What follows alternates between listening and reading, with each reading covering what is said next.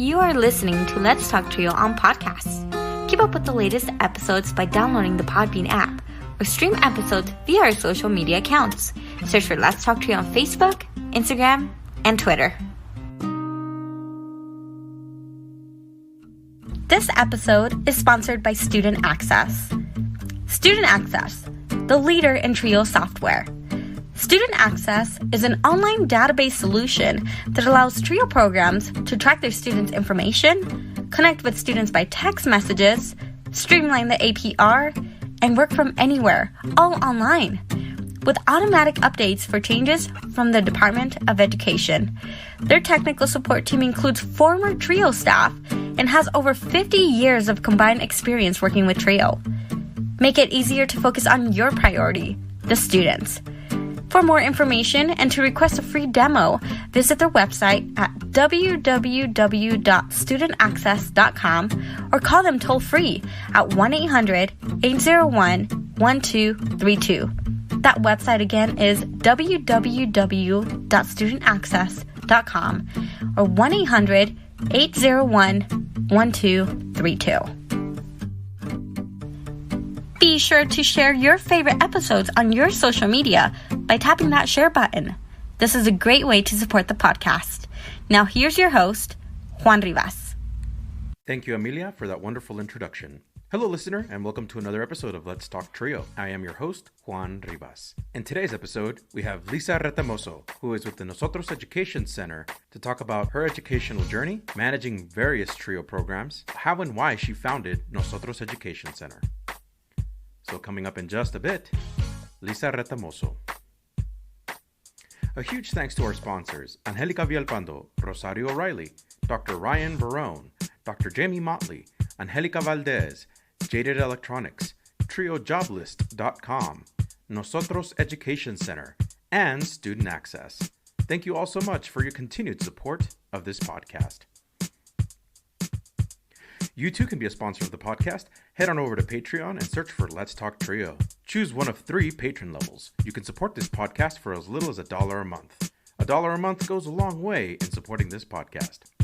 If you own a business and would like to run an ad on our podcast, send us a message at letstalktrio@gmail.com. That email again is letstalktrio@gmail.com. Become a supporter with a one-time donation to the podcast PayPal account. Our handle is at Let's Talk Trio. One more time, that handle is at Let's Talk Trio. Any amount is truly appreciated. If you would like to nominate a participant, staff, or alumni to be on the podcast, send us an email at letstalktrio@gmail.com. That email again is letstalktrio@gmail.com. You can also nominate a participant, alumni, advocate, or staff member via our website. The link is provided in our episode description. Again, a great episode featuring Lisa Retamozo, who is the Executive Director and founder of NOSOTROS Education Center. Sit back, relax, and enjoy this episode. 5, 4, 3, 2, 1. Hi, Trio Nation. My guest on the Let's Talk Trio podcast is the founder and executive director for NOSOTROS Education Center, an organization committed to assisting Trio and nonprofit programs secure funding, all while providing assistance in getting their grant programs up and running. She graduated from the University of Texas at Austin with her bachelor's degree in business administration and obtained a master's degree in business administration through Texas Women's University. Our guest has experience working with the Trio programs as a staff member, advocate, and now a service provider. In her free time, my guest enjoys playing pickleball and hanging out with her family. Welcome to the podcast, Lisa Retamozo. Lisa, welcome to the podcast. Thank you so much, Juan. I really thank you for asking me to be part of this. Trio is my life. So Trio Talks, I love it. Bring it on. Awesome. So wonderful to have you. I appreciate you being on here to discuss your Trio background, your company, and a variety of other topics. I'm looking forward to it. Awesome. Me too. So are you based out of and live in Texas? Yes. Originally, I'm a California girl. I was raised outside of San Francisco in a little town called Burlingame right by the airport. That's important to note because my dad worked at the airport first as a cleaner of the airplanes, and then he got promoted to be working on the ramp with the baggage handlers. Mm-hmm. And it's because of his connection with American Airlines that we ended up in Dallas, because Dallas is the hub for American Airlines. So in the mid 80s, he was given a promotion and he grabbed it, brought his family out here to Dallas. And so that was in 1985, right in the middle of high school. It was the end of the world for me at the time. I thought I was going to die. But Central Texas or North Texas has been my home since 1985. I left for a while to go to school in Austin, worked in Fort Worth for about 11 years. And then we've been here in north of Dallas, about 35 minutes, more like an hour in traffic from downtown Dallas, in a city called Allen, Texas, which is about less than an hour from the Oklahoma border. So this is where I'm right now. And I like being here because I can make it to the airport within like 45 minutes, DFW, and then travel to any part of the country when I used to travel a lot within 2 or 3 hours. So centrally located. So yes, I'm a California girl, but been here since 85. So I feel like I've become a Texan. That's awesome. Right on. So something you and I share in common. I'm also originally from Los Angeles, originally from California, but from Los Angeles. Okay, there you go. See, kindred spirits, right? You can you all have that California blood. And I wish, if I could, I would go back, but I can't afford to live in. Oh my gosh, no, yeah. It's crazy out there. I'm spoiled here. I could never have the space that I have here back there, but it's home now here, Texas. So good. Absolutely. I hear you. Are you feeling at all the fall weather in Texas, or not quite yet? How would you describe the weather to someone who is not from Texas? Funny you should mention that, because we finally have our first freeze warning. Okay. But really? I will tell you, Friday, it was 85 degrees and I was in the pool with my son, on Friday. And we tell people in Texas, look, if you're going to come anytime between June and September, October, you better be prepared it's going to be hot, and this like a pizza oven during June, July, and August. Like you walked out into an oven. That was my first impression when I moved from the Bay Area in August. But now this time of year, we literally go through probably all 4 seasons practically in one day. So you may start chilly in the morning with the heater on, and by 10 or 11 or 12 o'clock, 1 o'clock, you're turning on the air conditioner again because it's getting hot and stuffy. And then the heater kicks back on at night. So between October, November, December, and January, we're kind of in that kind of world. But the Texas weather, you've heard it changes like crazy. But I love it here. I got used to it. Wonderful. That's wonderful. We are recording this episode at the end of October. I didn't realize when I wrote the script, it was like already near. And I was like, no, we're at the end of October. We have about 2 months left into this year. Are there any items on your to-do list before this year is out?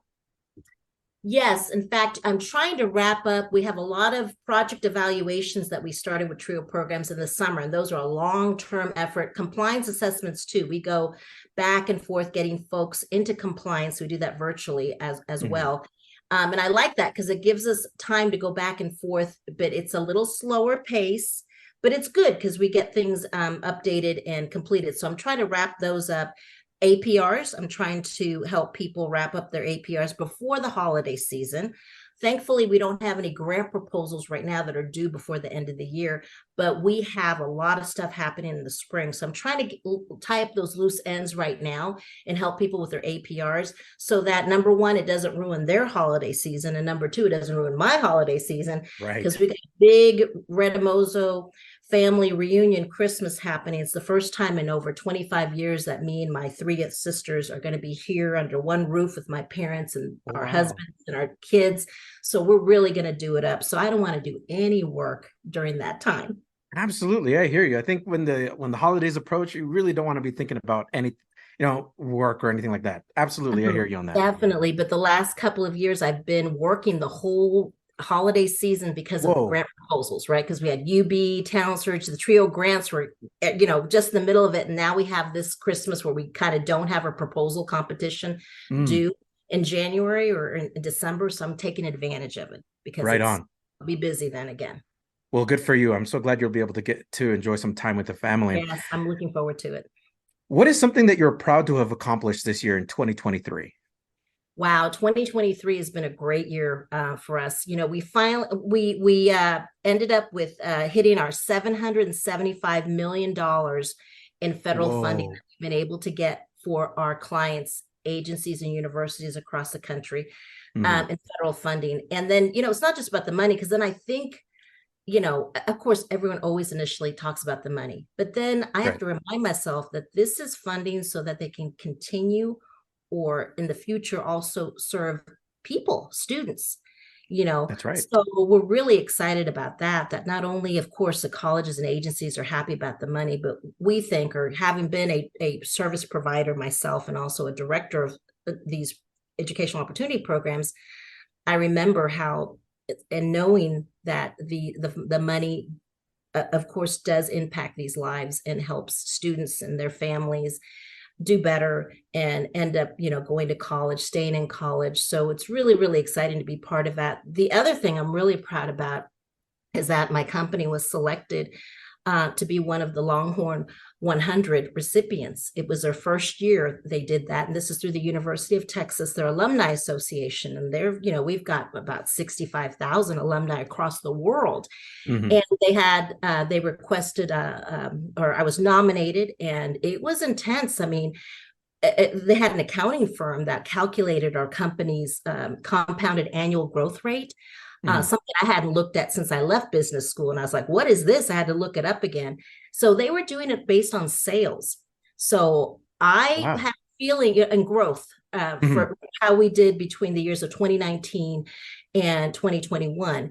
And so they had this intensive formula, and we came out, and we were told that we were one of the top 100, and they brought us down to Austin, and just pulled the stops. I felt like a celebrity. I didn't know what to expect, but I was like, whoa.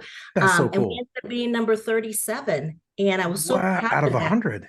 Out of 100, number 37, me, myself, and I, and my team, we had our table of our own. It was packed. It was a wonderful celebration. But what makes me so proud of it is that it was based on sales.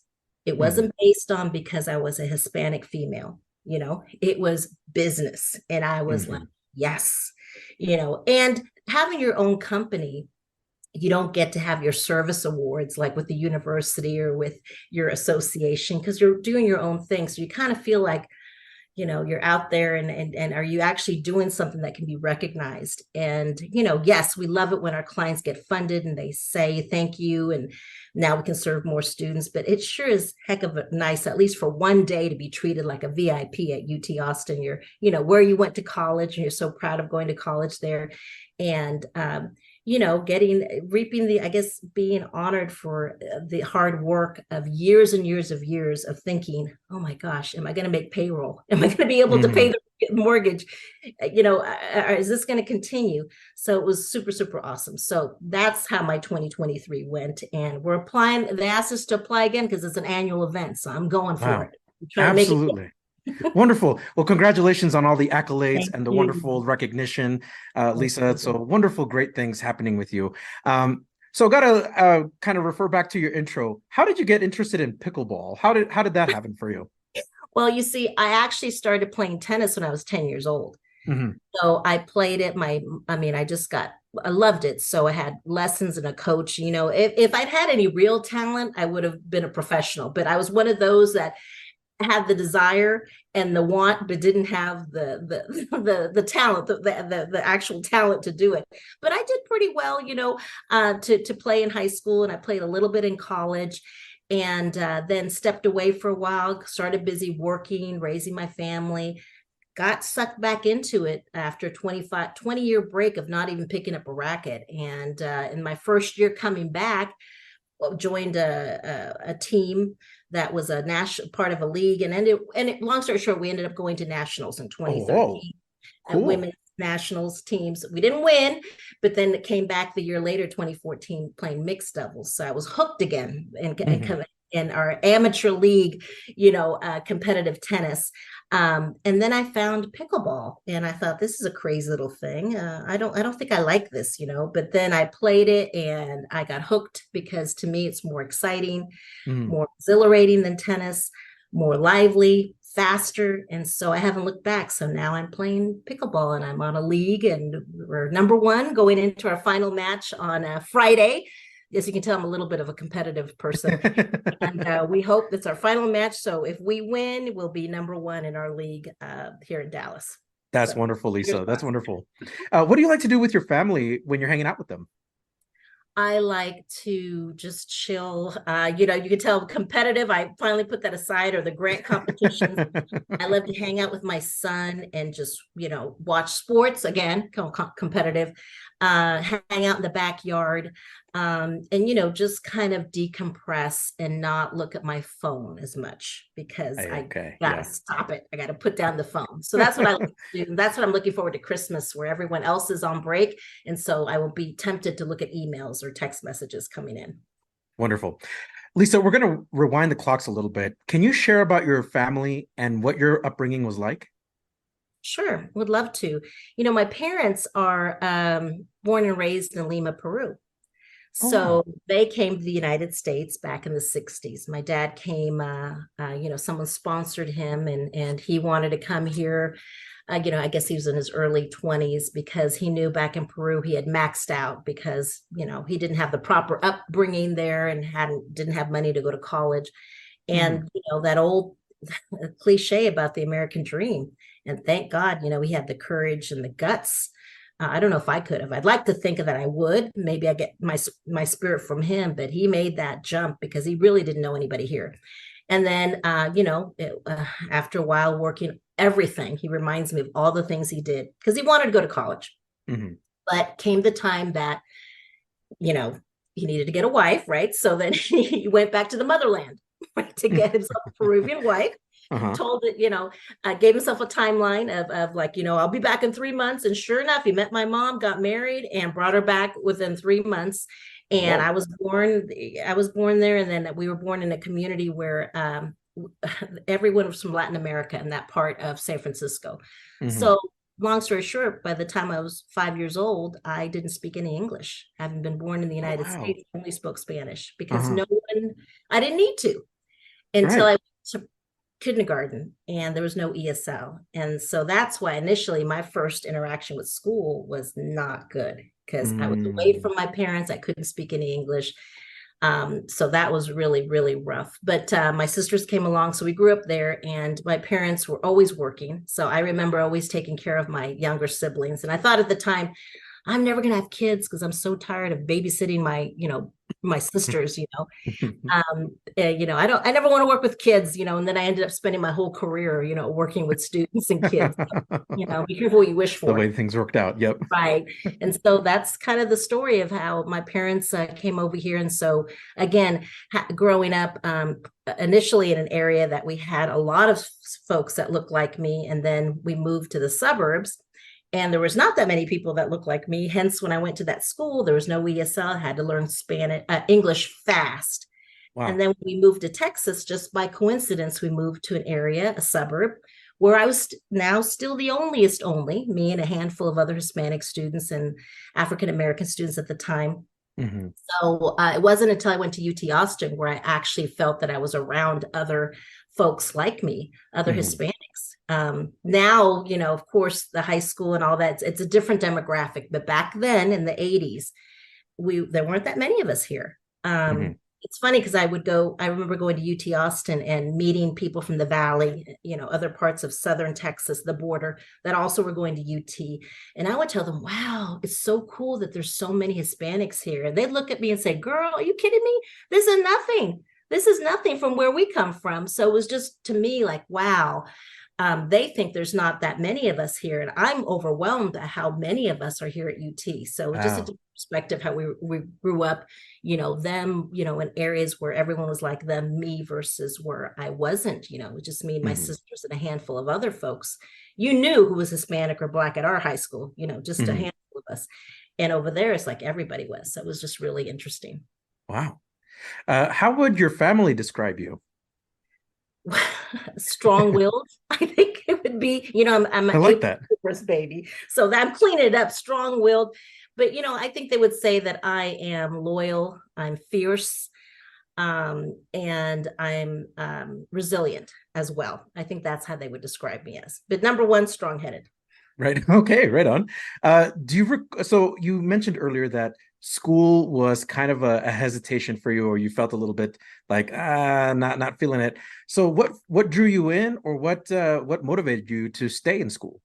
Well, like I said, initially it was not a good thing because it was away from my mother. I didn't understand the language. It was awful. I mean, if they had offered therapy back when I was 5 years old about that, I Oh. was traumatized by it. And Hmm. at the time, you wouldn't do that. Now things are different. I mean, now you wouldn't dare do that to a student. You'd do ESL, you'd offer counseling and things like that, yada, yada, yada. But I think what really got me out of my shell or wanted me to go to school was reading the books. Even though I didn't Reading. understand what they were saying, I was intrigued that words had meanings and that there was a story. And I remember checking out books, or, when you're little, they let you bring books home from school. And I thought that was the biggest, that was so cool that I could bring a book home. And I'd make my poor mother read it. Well, my mother didn't know English, but she Oh. pretended. Yeah. I would say, read it, read it, read it. And she was like, I get all, and she would read to me in Spanish, making up making up words based off of the pictures Yeah. because she wanted it. And so that kept me going, that I'd always bring a different book so that my mom could, bless her heart, make up a story to go Yeah. along with the book because she couldn't read it either. Yeah. Ultimate improv.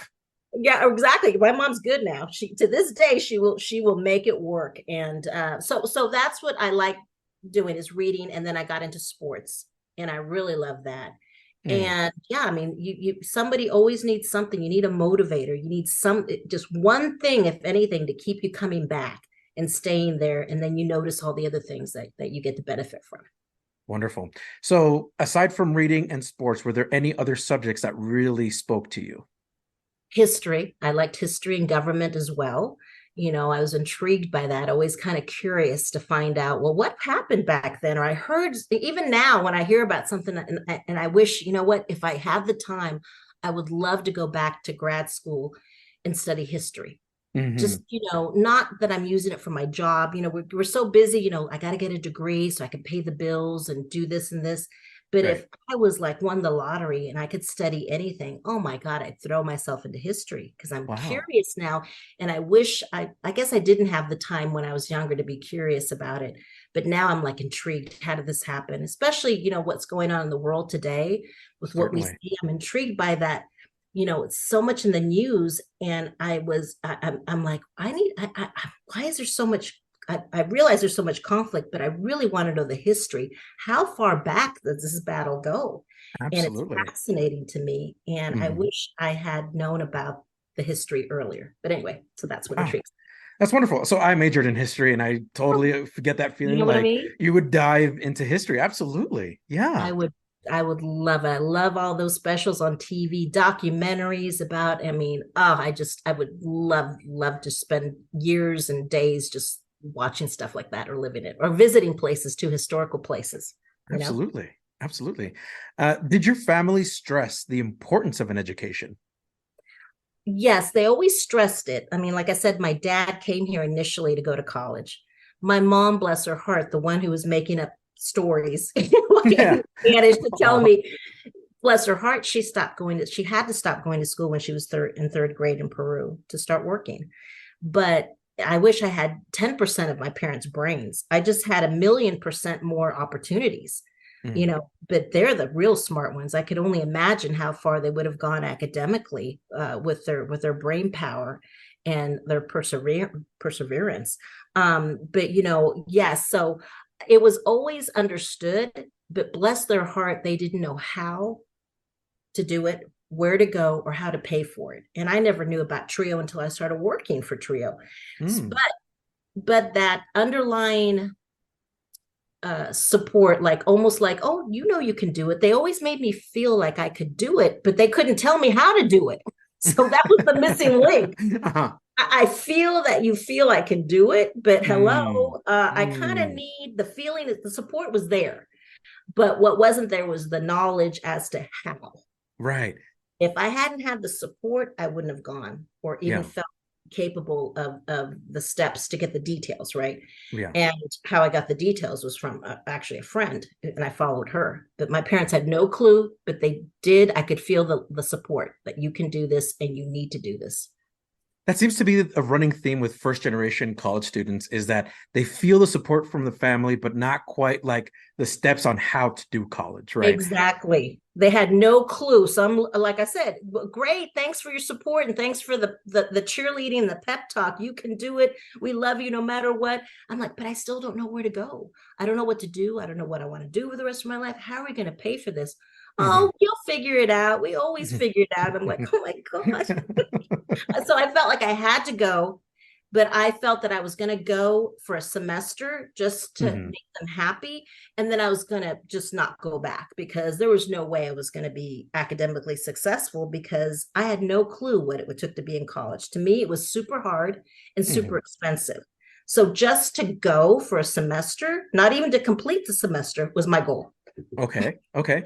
So was college part of the family discussion as you started thinking about, okay, feel the support from the family, but now we got to make a discussion because, like you said, finances come into it, your schedule, things like that. Was college part of that discussion? It only was because I had a good friend that was going to go because she had 7 brothers and sisters older than her. And they're from New York. They were an Irish American family. Whoa.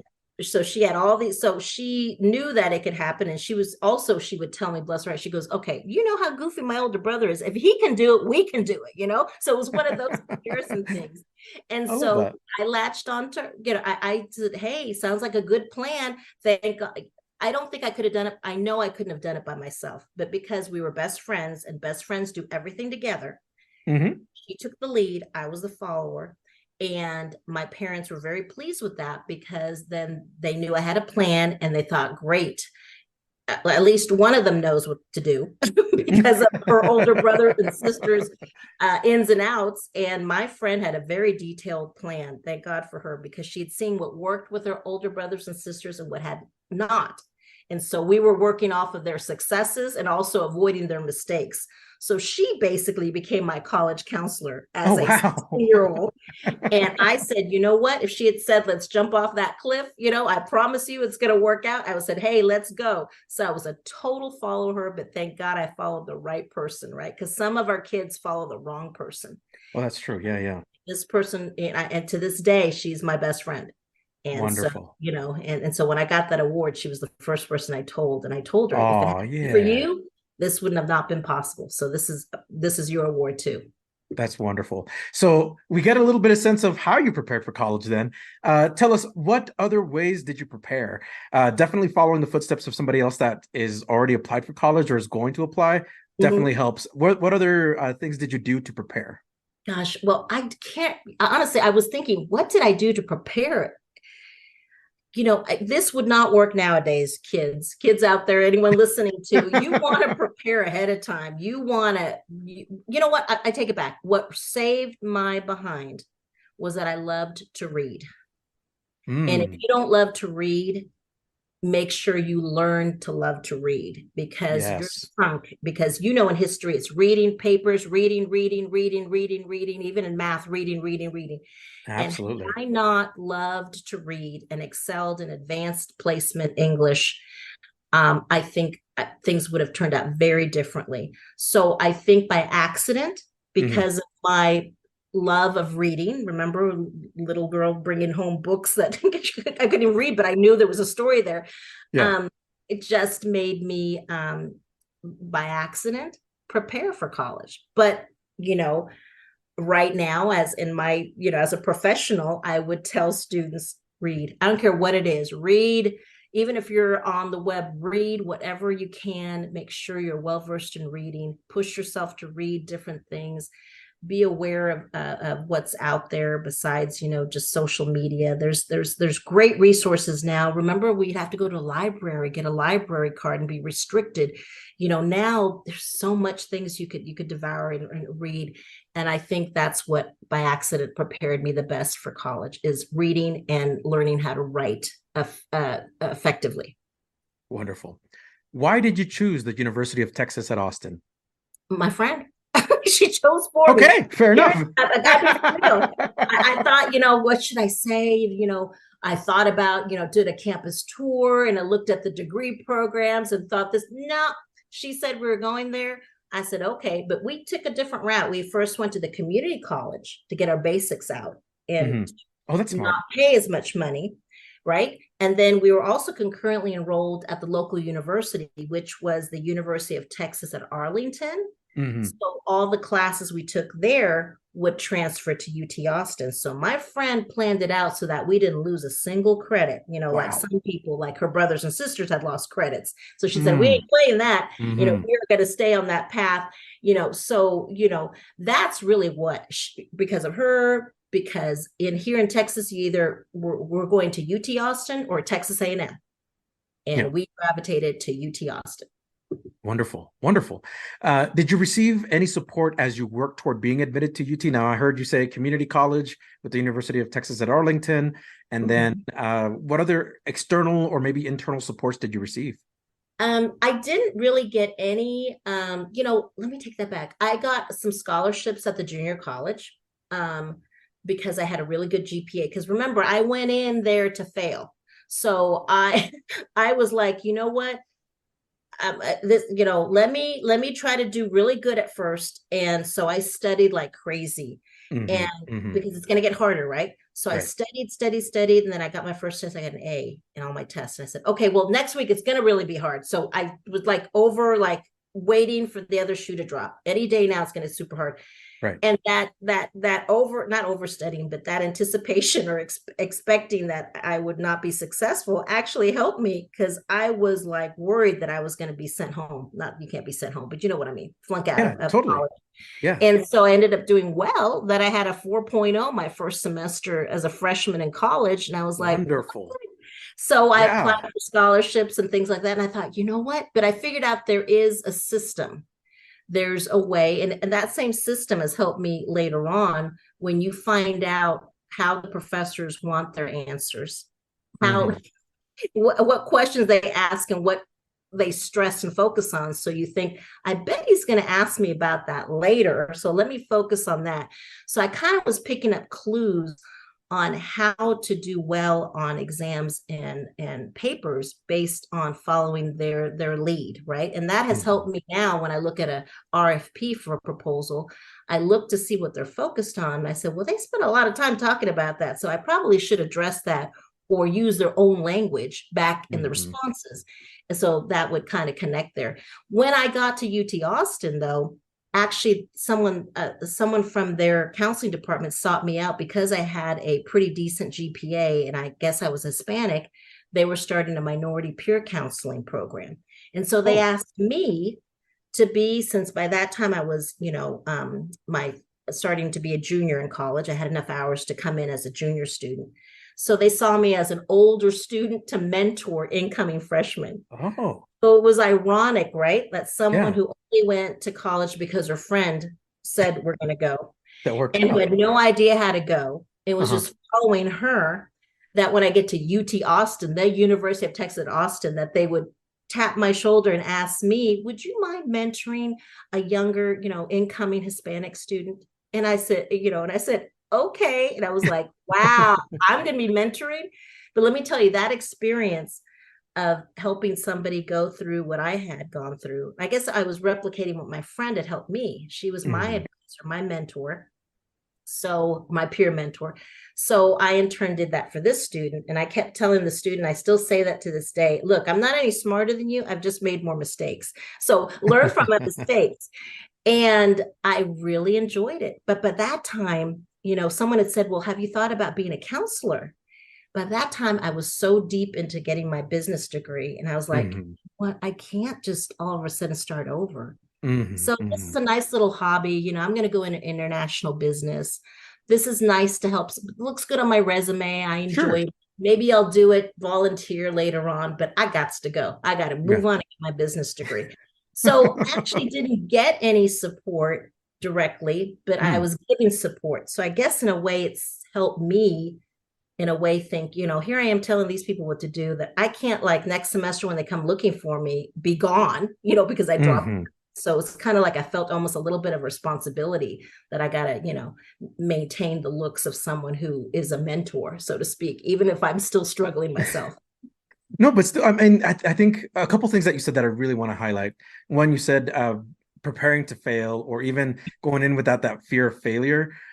Because I think for first generation students, that becomes kind of a thing that holds us back sometimes, is like, what if I fail? Right. And I love that you're reframing it and saying, if you're prepared to fail, like, how's that going to bother you? A setback, right? Like it's a shrug of the shoulders and go, okay, keep going. So that's Right. amazing, first of all. And second is being able to, when you have greatness thrust upon you and you're saying, hey, you're now going to mentor these students. That's an amazing opportunity. I love that. So I just want to quickly highlight those two things. So that's amazing. Well, thank you. But yes, I was not afraid to fail because I knew it was going to happen. So why not in my mind? So what could be the worst? My parents will still love me. I still have a place to go. And it never happened. It never happened. So, I guess I prepared myself for the worst, hope for the best, prepare for the worst, that kind of thing. You know what I'm saying? Absolutely. Hey there. We'll be right back after a message from our sponsor. Are you seeking guidance to enhance your TRIO project's effectiveness and success? Look no further. NOSOTROS Education Center, NEC, is here to empower your TRIO project with expert consulting services. NEC's mission is to promote the effectiveness and impact of TRIO programs. Since 2003, NEC has specialized in providing professional development and in-service staff trainings, allowable cost services, for TRIO projects across the country. The team at NEC, with over 60 years of combined TRIO experience, offers customized workshops and seminars for project staff, compliance assessments, external evaluations, working on and submitting APRs, database customization and training, development of policies and procedures manuals, and project implementation or reorganization services. Additionally, NEC has secured over $774 million in federal funding with a 92% success rate through their live and on-demand proposal workshops, assistance with data collection and review, detailed technical reviews, and comprehensive proposal development services. Join the hundreds of colleges, agencies, and TRIO projects across the country who benefited from NEC's expertise. NOSOTROS Education Center, your partner in TRIO's project success. Visit their website at nosotros.edu.org. Again, that's nosotrosedu.org. And now, back to the podcast. Can you talk to us about your college experience and what was that like for you? Well, college experience was different. I was a commuter student and I worked the whole time. I had to, and so I didn't get to do the rush or the, hey, party, go to school full time and just didn't worry about it. I had to pay for bills, I had to pay for things. Yeah. So I felt, a little bit apart from everybody else and being a commuter. And when I went to UT Austin, I was already a junior student. So I wasn't quite a freshman. And those first 2 years, there's a level of maturity and just understanding that between a junior and an incoming freshman. But I loved being at UT Austin because I was finally away from home. Mm-hmm. And I was working full time. So I got to enjoy, the independence of finally being on my own, but at the same time, still having a little bit of college. So I felt like I was in two different worlds. But I think it prepared me later on for, always being, ready to work. I wasn't afraid to work. I wasn't something that I wasn't used to. By the time I graduated, I had a pretty healthy work resume.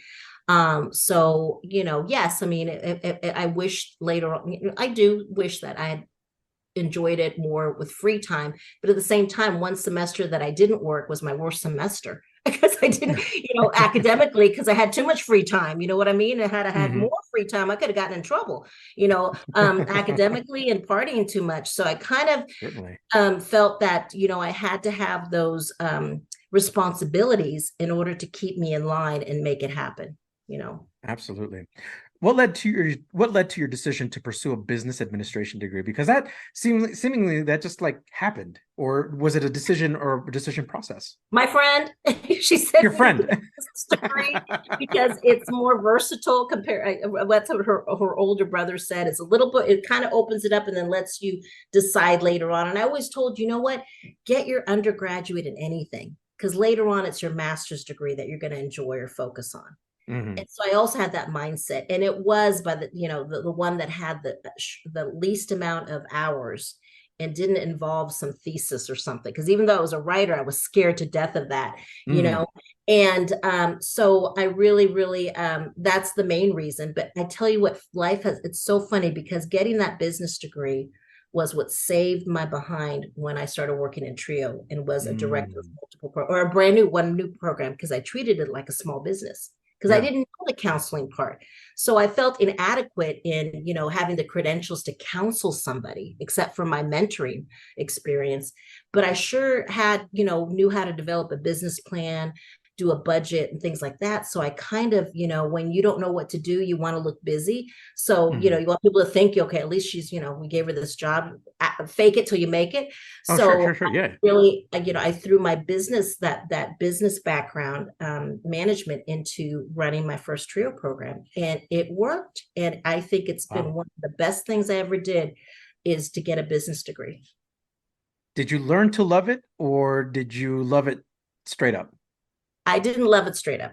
I thought when I graduated, because I'd had such a good experience being a minority peer counselor, and then I was put to be like in Dillard's department store as a buyer, and it was not fulfilling. I thought I've made a mistake, and I've really made a mistake. And I was those years from when I graduated to when I finally got my first Trio job, felt like, gosh, wasted years. They weren't wasted, but I felt lost, and I didn't have enough money to go to grad school. But I was like, I have a business degree, but what am I going to do? I don't want to work in a bank. I don't want to do this. I don't want to do that.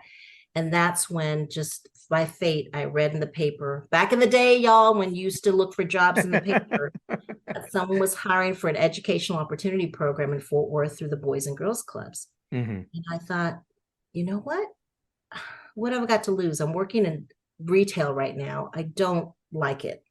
Let me give this a shot. And they took a chance. I took a chance on them. They took a chance on me. And here I am, still in Trio 30 years later, never left. Wonderful.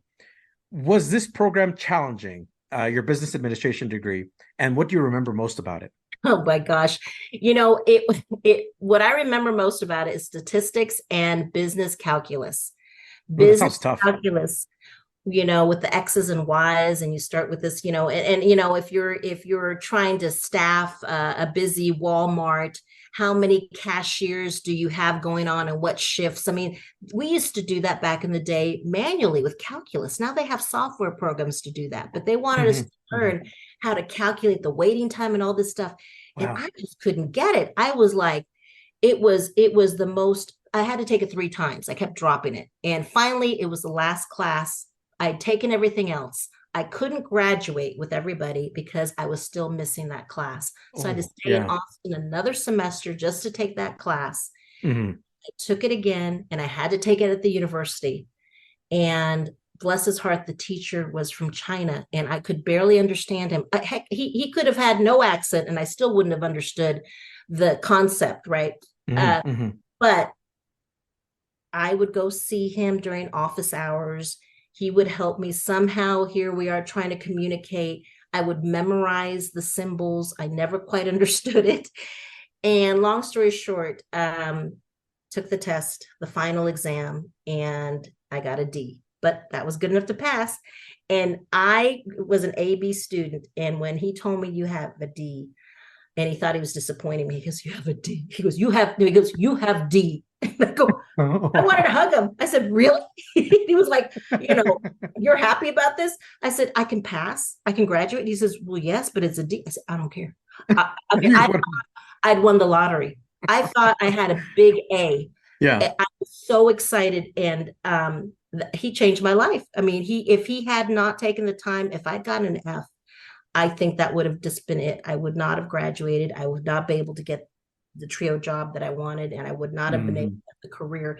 So I always remember him and how he took a chance on me, and he really stuck it out with me. And he gave me my only D, and I love him for it.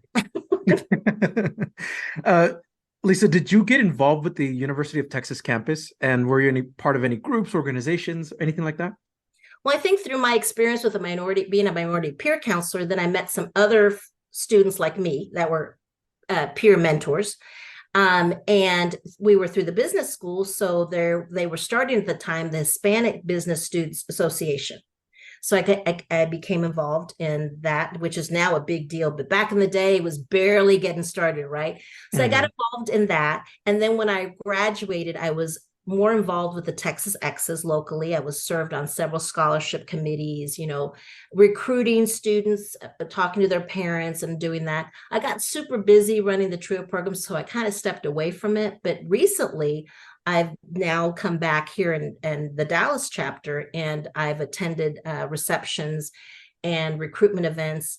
I'm now talking to parents and students about, they're deciding to go either to, and so we try to talk to them about what they, things they have, questions about the university, specific Hispanic and African American students. And so again, it's come full circle that, here I went there by accident, and now I'm involved in making sure, students know the ins and outs of the university.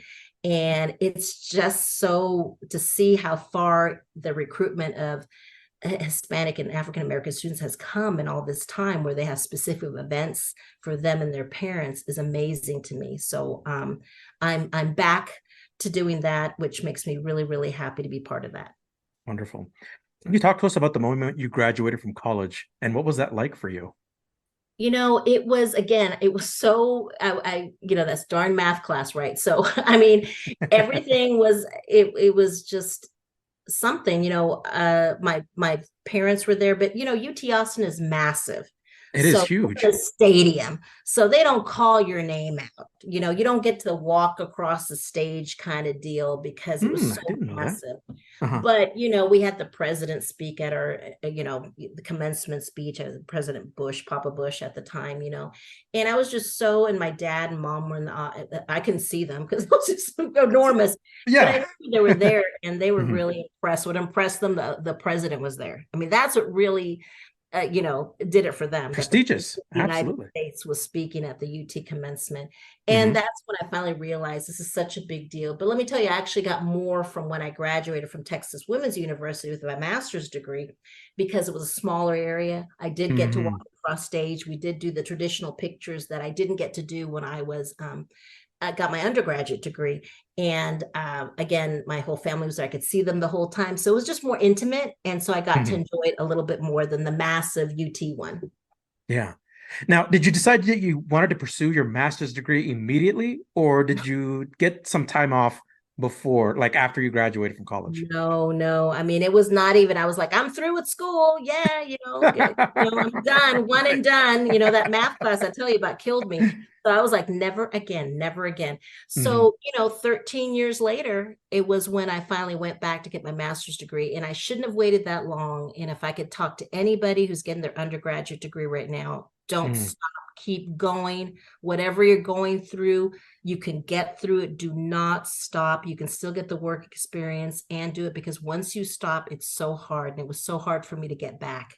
It was the toughest thing, and it's the toughest thing, but also the proudest thing that I'm of what I was able to do, is to actually come back, because it was a struggle. It really was. So that's why that master's degree to me is more meaningful. If out of the two, they're both, of course, I'm proud of both of them, but that master's degree, with what I was going through, full-time work, family, and everything, man, I don't know how I did it. Wow, that's amazing. And I'm going to ask you here a little bit about more about that. But you also work for multiple TRIO programs. Is that right? Well, I started with the Boys and Girls Clubs, and then we had one talent search, then we had two, then we had an Upward Bound, then we had another Upward Bound. So anyway, I had about 5 TRIO programs where I was split across all 5. Then we got a Youth Opportunity Center, and then we also got another through the Department of Justice, a mentoring program. So what is that? 7 programs I had. So I was called the director of educational and career services at the Boys and Girls Club. So I've never, it's been so long since I was just director of one program. So again, I think my business background really helped with that in letting me manage multiple programs at the same time. Then when I left the club, I didn't want to, but we had to move to here north of Dallas, and there were no TRIO programs here. I did do consulting work, and I started working for Texas Wesleyan University. So that was my first official gig at the university level. And then I worked at UTSA, University of Texas, San Antonio, and they had about 6 or 7 TRIO programs. And I was the associate director there, working with the executive director. And I was kind of the person who would manage all the assistant directors for all the TRIO programs. So once again, I specialized in multi-supervision of TRIO programs. Wow. Mm-hmm. So at what point did you decide in this work experience that you were getting that getting a master's degree would be ideal? And what inspired you to pursue this degree? Now, I'm guessing your best friend was no longer... Actually, finally, I made a decision on my own. Finally, I did a decision on my own. She went to go to work for Southwest Airlines and retired very early, very wealthy. I should have followed her. What happened to me? You own a business, though. I was on a roll, right? I should have kept following her. I don't know what happened. Anyway, probably a guy. But anyway, went the other route to be in the grant funded programs. And so what led me to finally get my master's degree was after I left the club, when I was looking at getting hired as an employee, not as a consultant at a university. I soon realized that I couldn't even apply for entry-level positions in TRIO without a master's degree. They required a master's degree to be an advisor, to be a coordinator. Right. Here I was like, excuse me, I've run, all these TRIO programs. I've written the grants. I've gotten people funded. I have 20, 30 people reporting to me, and I can't get hired as an entry-level person at a university because of their HR stipulations that they required a minimum of a master's degree. Right. So I said, you know what, I need to get that master's degree if I'm ever going to, and then I thought, you know what, with business, and if I want to run my own business, because I was thinking, let me get this. I went to get my master's degree because I wanted to work, or I needed to work at a university. I didn't want to go in as entry level. So that was my main motivation. Not that I would ever have my own business, but to get that darn master's degree so that I could actually work someplace other than an agency. So Absolutely. That was the motivation. And I picked a master's degree because I'd had the career with my business degree, and I didn't want to start all over again. So that's why Texas Women's University had an executive master's of business program, which was fast tracked. And also they took into consideration your work life experience in lieu of admissions testing, the GRE, because I'd been out of pocket for 13 years. And remember how much fun I had with math before.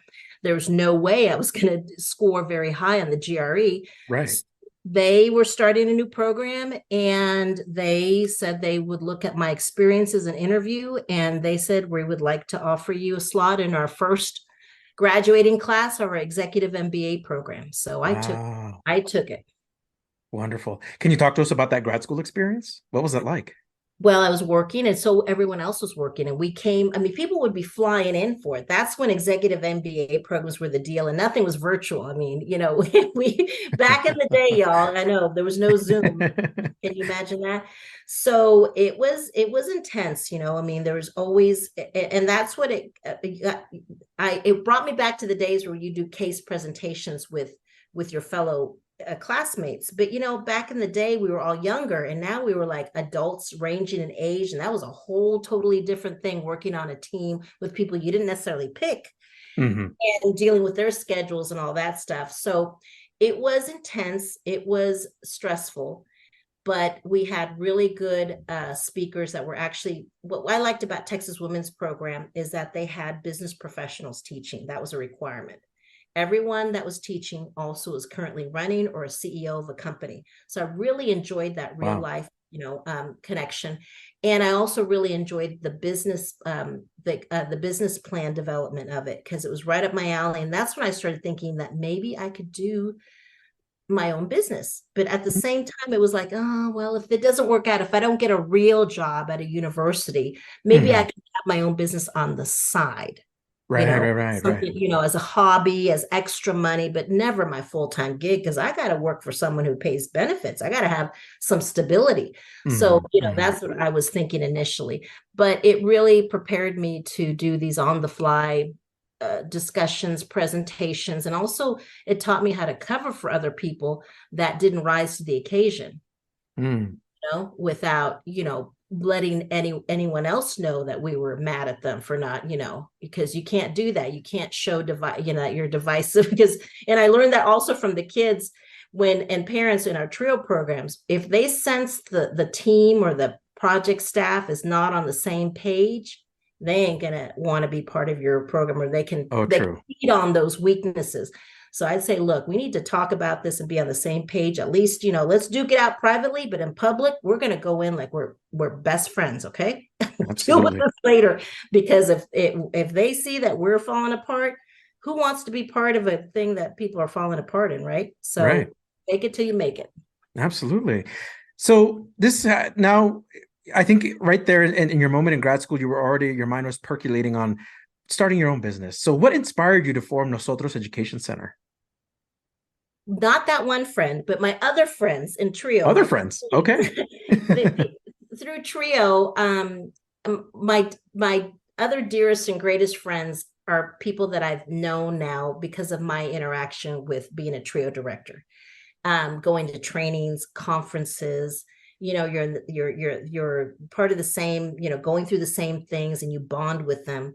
And so we meet up socially at these conferences and hang out, and they would find out that I, was using a database program, and I kind of figured out how to use it with my own cheat sheet. So they would say, well, can you help me with it? So I said, sure, I'll help you, because you're my colleague. I want you to, I don't want you to have a terrible holiday season. Here's your AP. Let me show you a shortcut.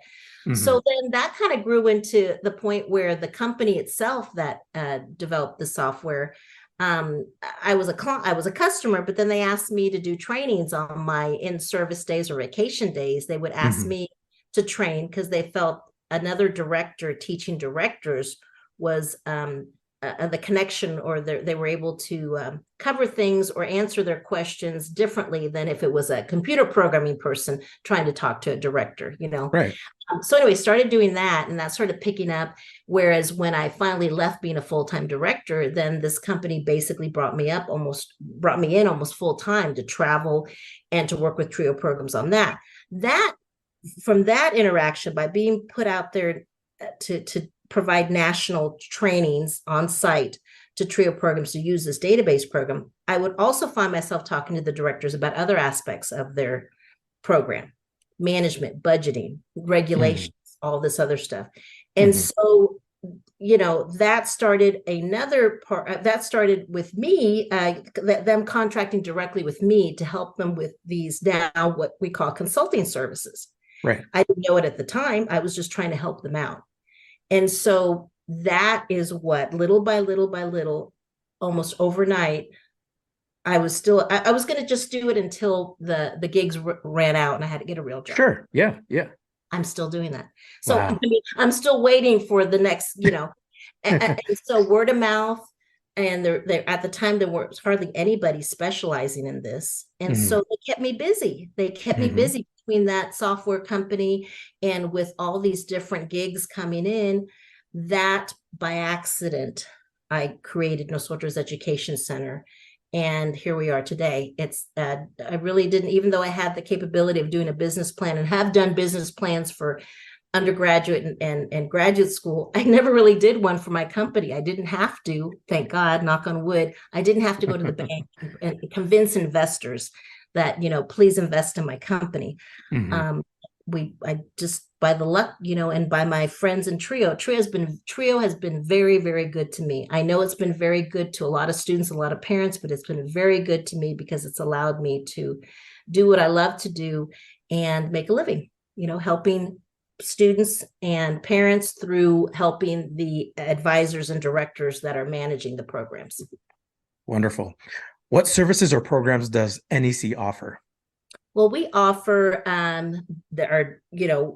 now we're well known for, I think, the grant writing, but actually that's not where it started. It started with database training, customization, started with virtual, well, at the time, but technical assistance, like especially for a brand new project. Or if the director had been out for a while and they had a new director and they needed someone to help guide and be a mentor, basically, again, a mentor to that director, providing them with anything and everything to get them back on track. We do compliance assessments. We do mock compliance assessments. We mimic what the Department of Ed would be looking for. Oh. We try to get people organized so that they can be compliance ready at any time and stay organized. We also help with project evaluations, external project evaluations. We also help with policies, procedures, manuals. And then, of course, the proposal writing workshops, technical reviews, proposal development. But we also offer a lot of free webinars because I always want to make sure that, because I know how long it takes to get something approved for your budget. Even if it's to pay for a $25 thing, you might have to, wait 4 weeks to get approval. So I want to offer, or always continue to offer, free things, free informational, webinars, so that people don't have to pay us a penny and still learn, and we can share information. So that's basically what we do is provide anything we help projects get funded, and then we help them stay funded by providing these essential services to improve the quality of their services and their outcomes to participants. That's amazing. Can you talk a little bit about being an organization that helps secure TRIO funding? What are the most challenging and rewarding aspects of your job?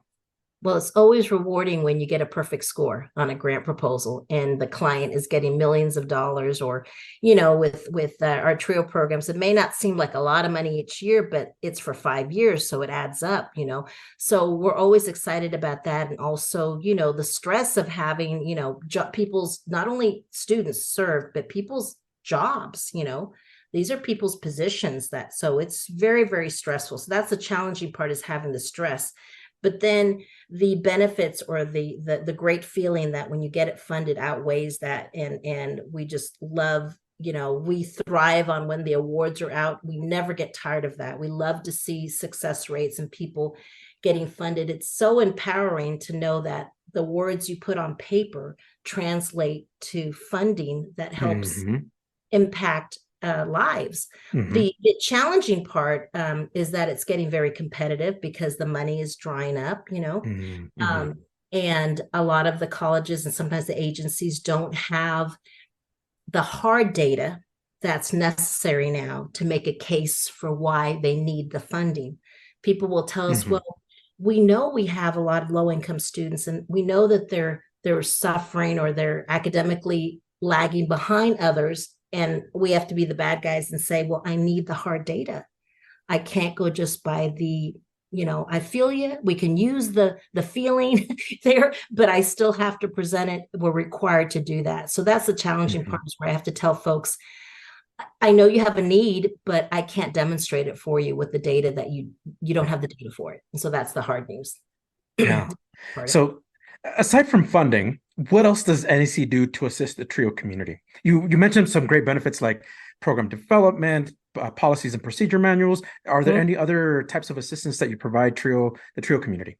Yes. Well, I think the webinars, because we're constantly offering the free webinars, like how to work on your APR, how to unpack the instructions, looking at ways to work on your delivery of services. We offer free workshops on the curriculum you might want to utilize, not only how to get organized, but also we've developed like a shopping list of vendors that most of my team are former directors of people we've looked at and said, you know what, if we were currently directors, we would buy their products too. So we're kind of we'd like to be a clearinghouse, basically, of not just, if you can pay us, great. If you can't, please come to our website anyway. Look at our free resources, our free webinars. We're trying to help even if you can't pay us a dime. And that's what we try to offer to the TRIO community. Because it's not just, oh, let's do this just to be nice. No, we have a vested interest. My interest is, if you stay in business, then I stay in business. Even if you don't give me a penny, we're only as strong as our weakest link.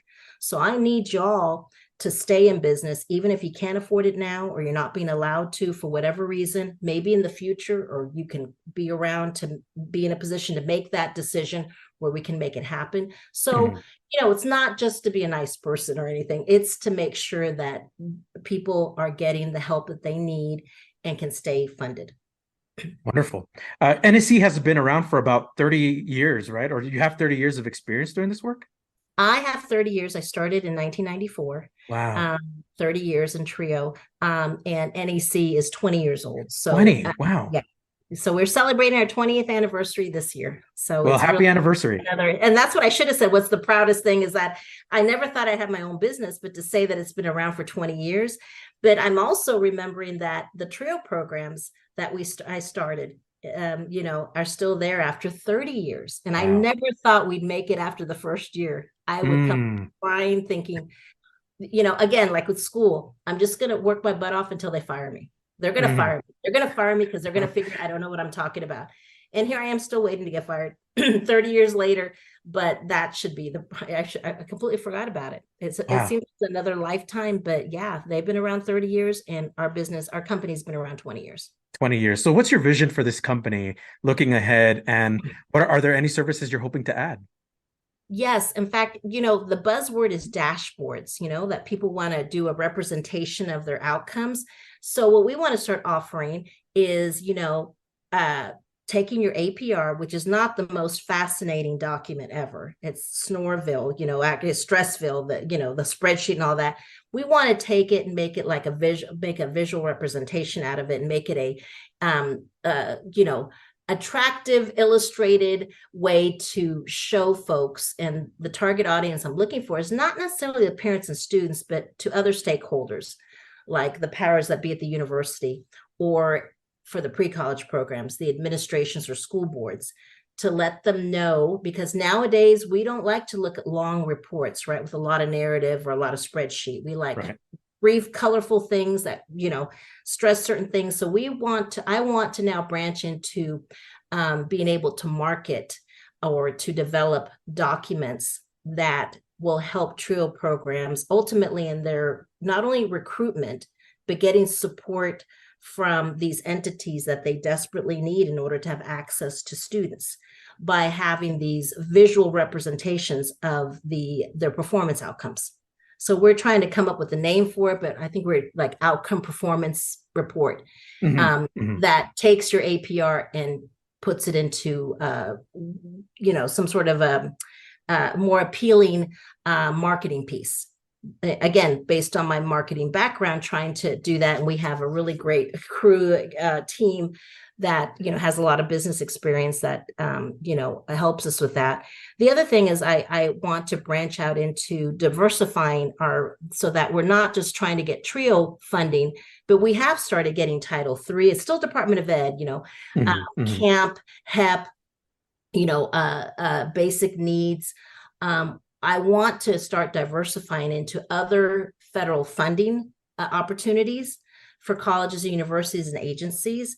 But also I want to look into the private sector. My dream would be to go to companies and have companies fund an Upward Bound program completely, or a talent search program that is a write-off for the company. And not only would it be set up to help the individuals and families and students in their target area or in their service area, but also to help their employees and their employees' children, the children of their employees. And if it's a private-based one, then hopefully I won't have the restrictions of the low-income first generation, which, don't get me wrong, I see the need for it, but at the same time, sometimes they're so restricting, right? Because it is federal. Certainly. And I would love to venture into getting companies to host TRIO-like programs. That's wonderful. That's a great goal to have. If a TRIO representative wanted to get a hold of you, or any really grant writer or a program seeking to get funding, how can they do that? How can they get a hold of you? The best way is to go to our website. Just Google NOSOTROS Education Center, NOSOTROS Education Center. And you can go to our website and check it out there. Also, you can become a free member and receive our blog postings. You just give us your, you become a free member. There's a little, it's super easy. Or you could just answer our chat if you want to chat and ask about one of our services. But again, if you want to unsubscribe and get tired of receiving my blog posts, fine. No feelings hurt. You can unsubscribe really easy. And that's what I made sure. I said, look, let's make it easy for people to sign up. But as easy as they sign up, I want to be able for them to sign off if for some reason they don't want to receive anything from us. So that's the best way to reach us off the website via email as well. I never pick up the phone. I use the phone for everything except talking on it, right?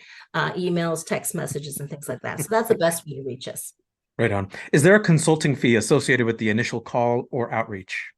No, there's not. Actually, there's a Calendly link. I think I'm saying that right, where you can set up, and we offer a free consultation so that we basically talk about things and see, if there's anything, what service based on your budget and what other,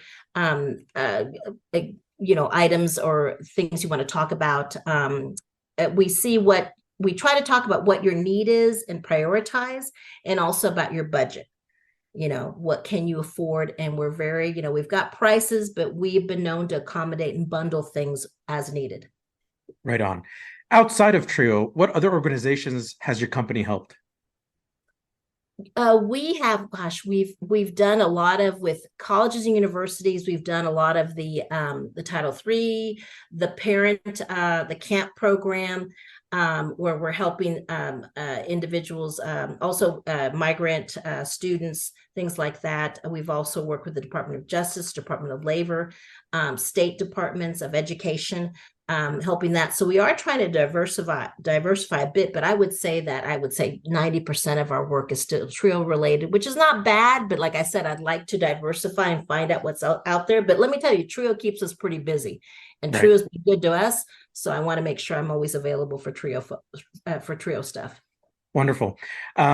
If somebody listening to your podcast says, you know what, this is wonderful. This work sounds like something right up my alley. I really love what she's doing. What skills would someone need to have in order to work in the field that you're in?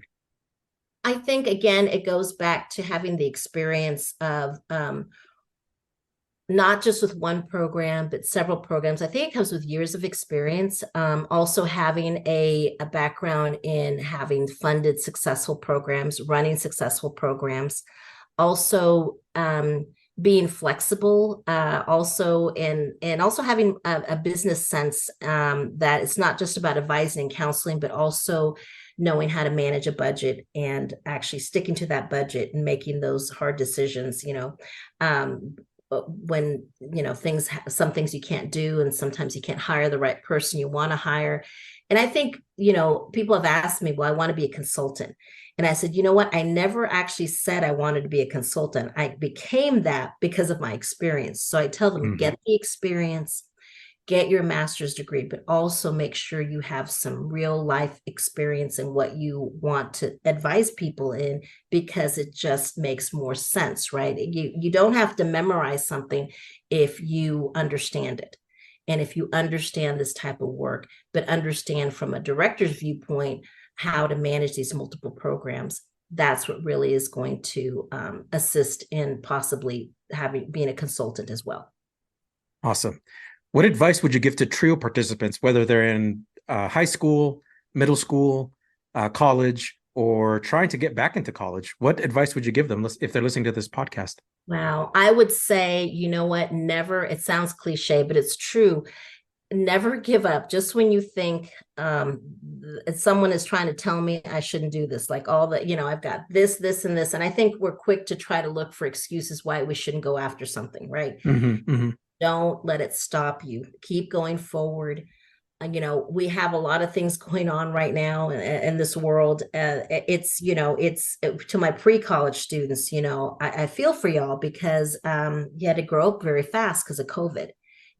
that we never had to deal with something like that. At least my generation didn't have to deal with that. And that's very jarring. And I think with everybody. So it's been really a challenge to virtual learning is great, but some people, they're tired of it, right? They want to take a gap year. And my trio participants, please, yes, I understand wanting to take that gap year, but please don't make it more than a year, or at least take something, even if it's virtual, to keep you in that mind and that college going set.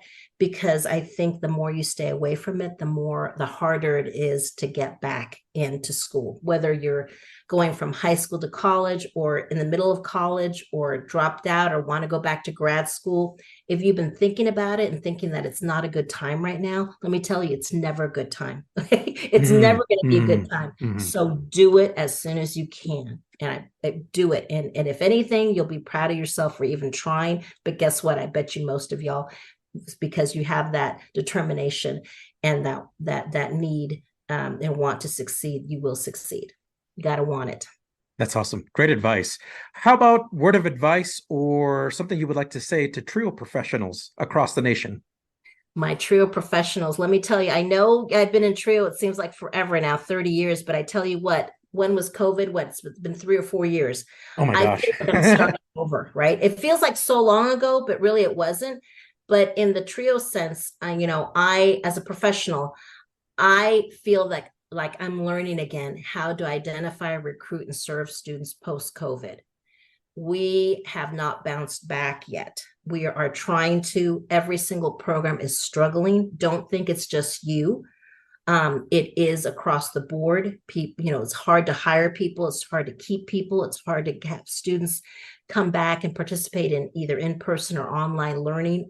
Enrollment's down, things like that. But I always think, things seem to be worse before they get better. And that we, stick, don't give up yet. Don't go off and do something else. Hang in there. I truly feel that good things are going to start happening, and that we're going to bounce back and be able to not struggle so much with recruitment and keeping students interested in coming to the program. I know that's probably the hardest thing you guys have had to go through, and it's very different from anything we've experienced. But I think we're getting experience doing it. And whenever you have experience, you tend to get better and look for different ways. So think outside of the box. Refresh yourself on the regulations. The more you know about the regulations, it's ironic that actually the more you find out which you have flexibility. So I would urge all my trio colleagues, whether you're brand new or been in trio for a while, to go through a run through the regulations to notice how much flexibility you have in your identification, recruitment, and selection plan and delivery of services so that you can bounce back from COVID. That's great advice. Are there any books, movies, TV shows, podcasts, or other general entertainment activities that you would recommend to the audience? I'm guessing pickleball is up there, and hopefully you're recommending this podcast. This podcast for sure, because it's been great just talking to you and seeing all your other guests and knowing that you're not the onlyest one, and that you're going through this together and that there's a community out there supporting you for sure.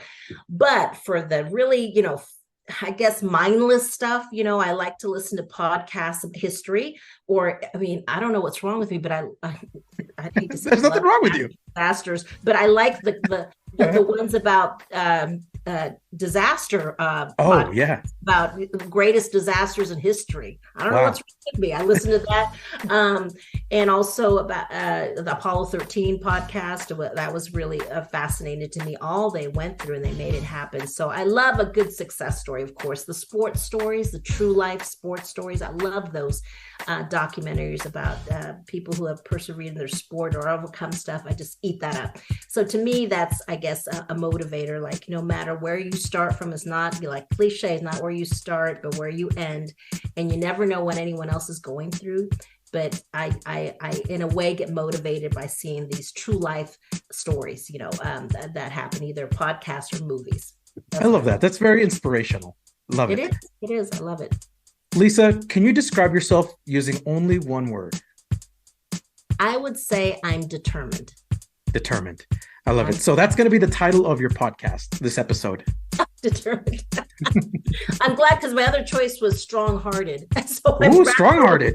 With determined. Okay, so determined or strong-hearted? Because strong-hearted, you can hyphenate it and make it one word. That's true. I don't know. Can I get back to you on that? Yeah, feel free. Thank you so much, Lisa. This was just a pleasure to have you on the podcast. You've been just a wonderful conversationalist. I love talking to you and about your company, NEC. I hope to have you again on the podcast soon. I would love to. Anytime you want to talk, just you know where to find me. Wonderful. Lisa, we have a tradition on the Let's Talk Trio podcast where we have the guests sign off. Do you care to do the honors? I would love to.